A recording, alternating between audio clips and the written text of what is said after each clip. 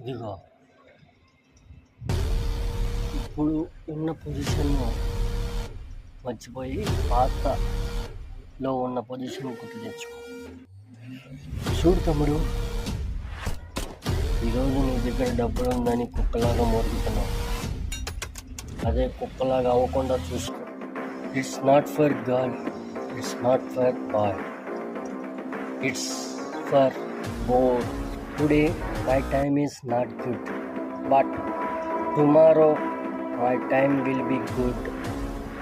ఎవరైతే నన్ను ఏమేమి అన్నారో మాటలతో చెప్పి ఊరుకున్నాను అనుకుంటుంది, చేతలతో చీపియాల్సి వస్తుంది. That's my challenge.